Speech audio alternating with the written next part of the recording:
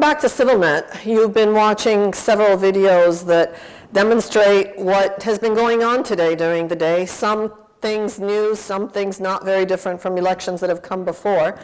And someone who's watched the elections that have come before and who's watched this one now from a distance is Alex Sardar, who has been a civil society expert, activist, supporter for over a decade in Armenia, and not just in Armenia. Alex, thanks for joining us.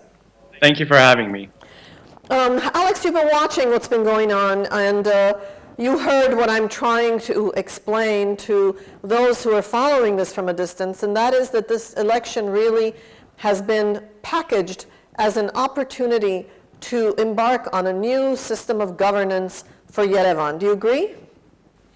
I agree that this is the next big step towards that in that path. I think the first step in this direction came with the first council elections for Yerevan. This one is new and was billed as more competitive, if you will. But having looked at what has been occurring, online and through your reports and various news outlets, I'm not sure if we have quite embarked on that path in a new direction. At least not as far as the elections are concerned. Exactly. You know, it's as if it's a recurring cycle. We have the ruling party and those in office at whatever level who have this amazing sense of impunity. And then we have, surprisingly, more and more bold, audacious, self-confident challengers in the form of observers, the press, and even some members of some of the proxies for the party, some of the members of the commission. And yet, it seems like it's an unending cycle. Yeah, Salpi, it's interesting. As you said, this is the first election that I've observed from afar, not having been in a precinct or at some sort of direct connection with the process. And that sense of impunity that you're referring to is perhaps a little more palpable, a little more visible to me this time around. That's interesting. How come?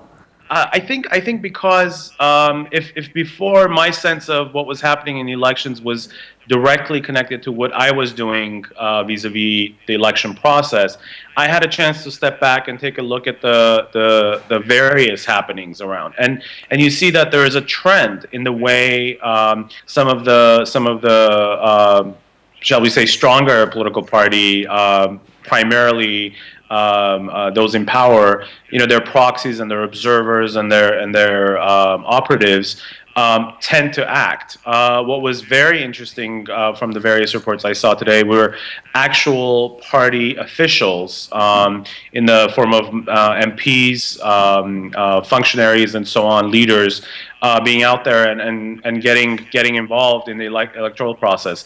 Whether it was in the form of just quietly observing or very boisterously getting involved. So that sense of impunity was, for me, something an interesting sort of occurrence this time.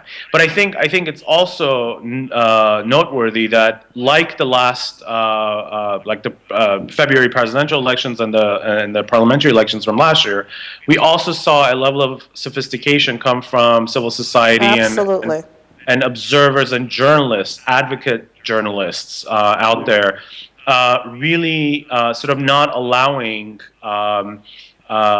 much of the impunity to go unnoticed, number one, and number two, really calling election officials, the heads of precincts and party appointed proxies, observers, and so on, not to get away from any of that, and really keeping them, getting them to the mat and keeping them on their toes. So that was very important, and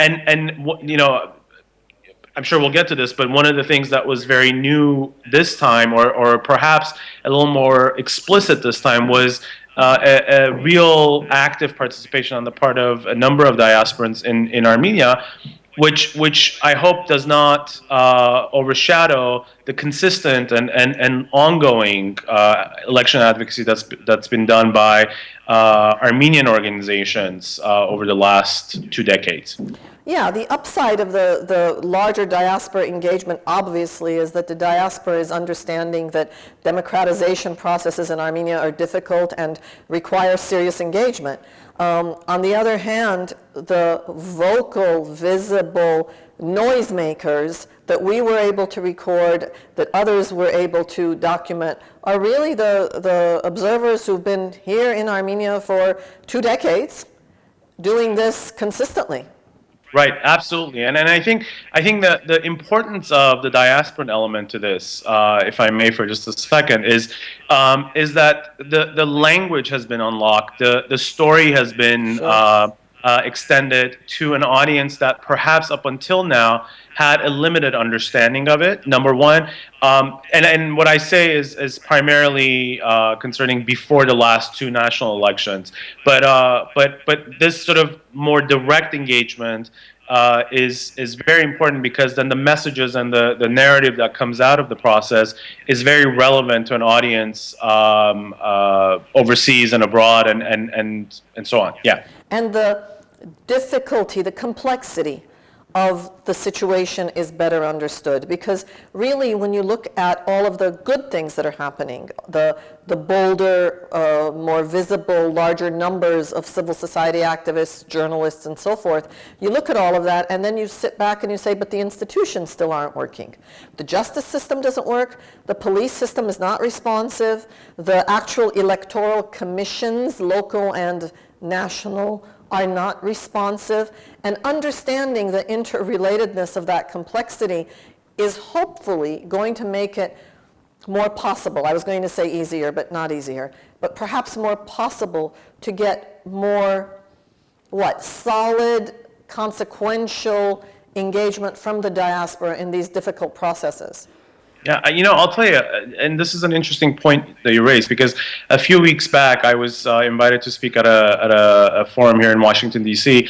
On the elections, and then a participant asked me the question of, explain to us what happens in the precinct, and that basic question was sort of a slap in my face, in that I hadn't quite understood that the process itself, the sort of the 1 foot in front of the other process, is not very clear for someone who's watching this or trying to watch this and understand it from afar. And so I think the big gain out of what's been happening for today's election and over the last 2 cycles has been that there's let's set aside the sort of conceptual understanding of elections and democracy and reform, but the actual practical elements of how elections occur in Armenia. And certainly with a lot of the video reporting that's been happening by your team and by others, what that allows is for an audience from afar to really see, really be engaged in the chaos that takes place in a precinct, the level of discourse, the tone of discourse, and really also understand what happens to an observer, to an activist, a nonpartisan activist in that process, when you are stuck between, less than desirable, contenders in the discussion. Tell me if this is true. We were talking earlier about the fact that there are several stages in this process. There are voters lists that are or aren't accurate. There is the actual voting process that either is or isn't transparent. And it's probably fair to say that both of those levels have improved over the years. And then finally, there is what is going on right now as we speak. Once the polls close, before the preliminary announcement is made, there is the actual count, which I think these last 2-3 elections have demonstrated has now become the actual specific problem. The point at which honesty and civility and democracy either wins out or doesn't. Is that too simplified a statement? No, I think you're right in that first of all, when we look at the elections and the outcome of the elections, we would do well to think of it as the entire process, as the pieces of the process do in fact in the aggregate impact what happens at the end and how we perceive the process or how we perceive the results of the election. So that's very true.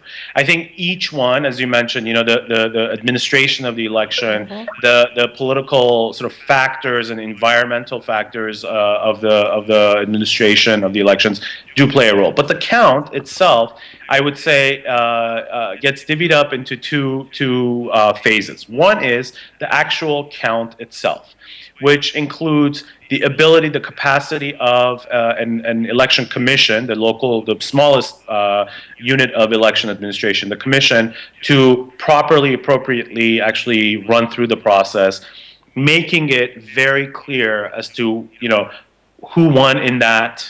Or what the results were in that commission. Let's make this really simple. These are the people who are going to look at the piece of paper, and if the name on it is Salpi Ghazarian, they're going to read out Salpi Ghazarian and not Alex Sardar, because that's what they are supposed to do.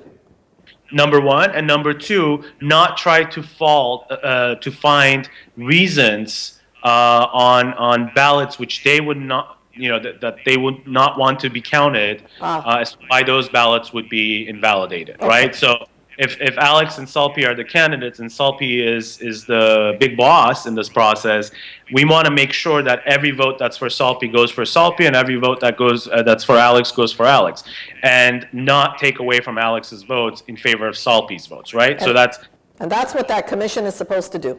That's essentially the role of the commission. Now that process is very technical in that the electoral code sets out a number of procedures, very sort of fine-tuned procedures, which are important if everything else were running well in the administration of elections. So those procedures are very important to follow. And if you don't follow them, then you're violating the procedural elements of the electoral code. So that's one piece of the count that's occurring right now across Yerevan.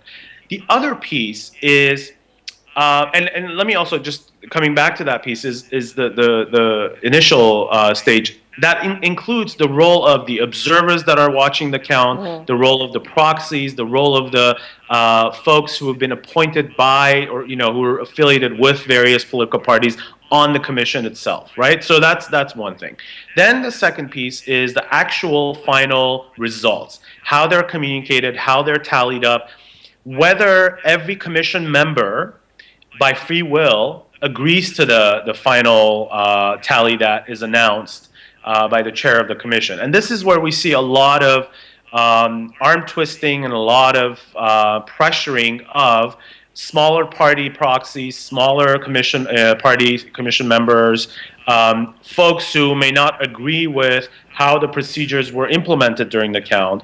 And then finally, at the end of that process, is the writing up of a protocol, literally a form where you write the tallies of the votes, and every proxy, every commission member, as well as every observer, signs the protocol to make sure that that is the final count that everyone agreed to at that commission, which then gets sent up to the next larger administrative unit, which is a district, right? So that's the second piece. And historically, in the last decade or so, that piece has also been very problematic because protocols are not written. The posting of the protocols on the window of the precinct, literally, gets delayed, and people leave, and numbers get changed after the fact.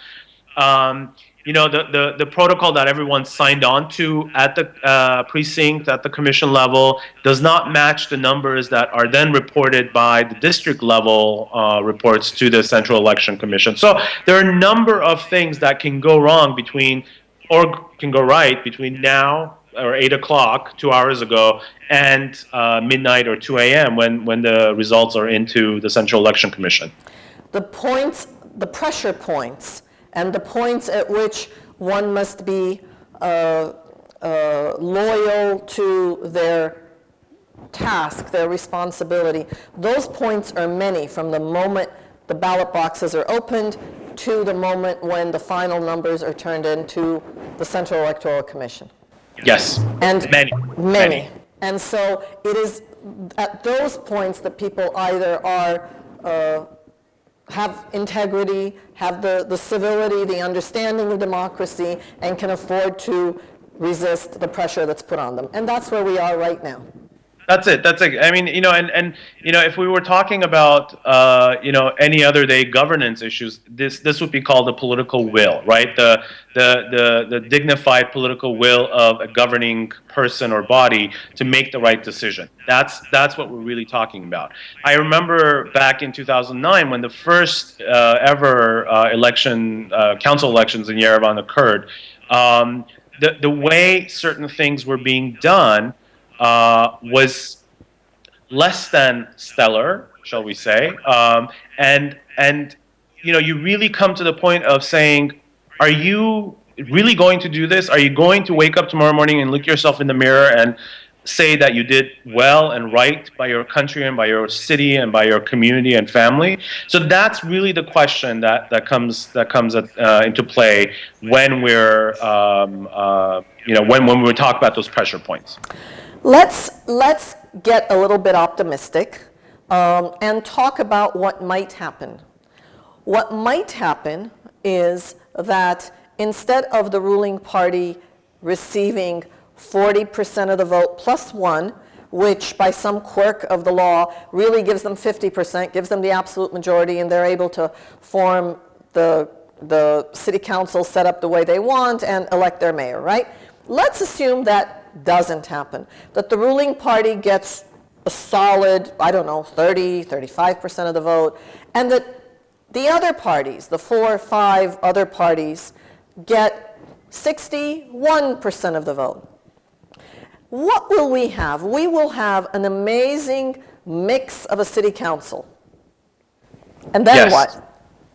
Then we have a situation where the burden of responsibility, burden of accountability, burden of political activism, burden of good governance is squarely on the shoulders of whatever collection or combination of political forces that carries the 61%. I think regardless of who is in the majority of the next city council in Yerevan, that those burdens, that very basic responsibility of governance, given what we have been through over the last 18 months in terms of elections in Armenia, not to mention the prior 5 years, the burden of good governance then is on that majority. Now, even if the ruling party is in the majority and the rest of the groups vying for the city council are in the minority, that burden of governance, good governance, is still being carried by all of them, and in this case, more so by the ruling party, but the opposition and the minority parties are not off the hook. Those who were gathering, those citizens of Armenia were gathering in Liberty Square and have been going out to cast their ballots honestly and with dignity and responsibly, are looking to all of those political forces to actually take up the mantle of governance at this point. We're not going to have any more elections between now and another 4 years. Thank God. Right. So this is the moment where you either, these political parties either act like political leaders, like governors, like those who elected officials responsible to their electorate, or they fall into what we've seen over the last 2 decades in Armenia. We're talking about the absence of the tradition or even the concept of collective governance. And I think that that's been one of the problems during this campaign period, is that people cannot imagine how it would even be possible to have one party in the president's office and running parliament, and another party or a group of parties potentially running Yerevan city. And we may have to get used to that idea. Sure. I mean, and then that's either depending on where you stand in the political spectrum, that's the beauty of democracy, right? Sometimes you're in the majority, sometimes you're not. But regardless of what the outcome of the elections are, who is in power, that does not mean that the other side is powerless.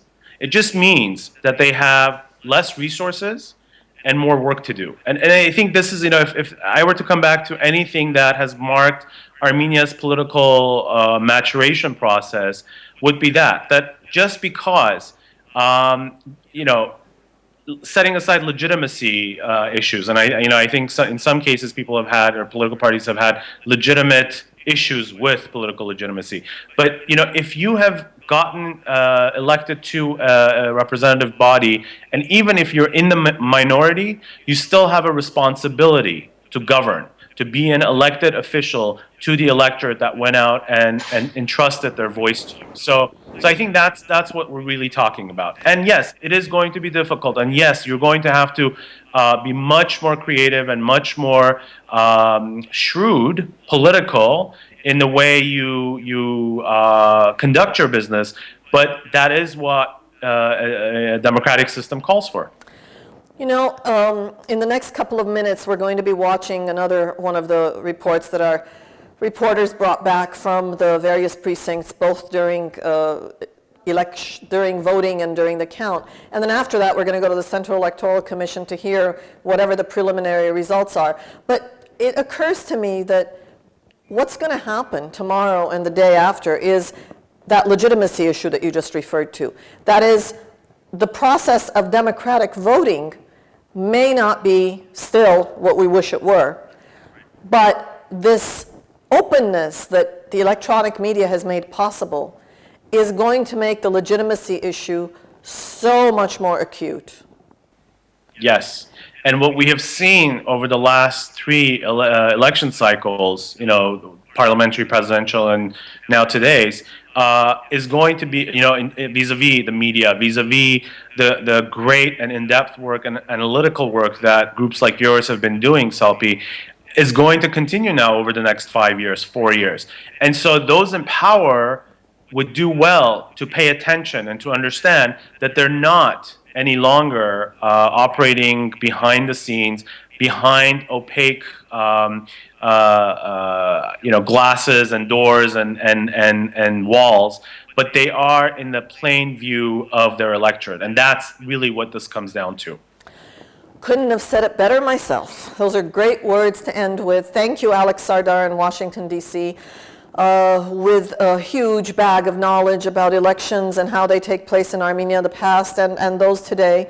And we'll be talking to you again, I'm sure, tomorrow and in the days to come as we figure out what happens next in a country that is, on the one hand, trying to be more open, and on the other hand, unfortunately, sticking to the old ways.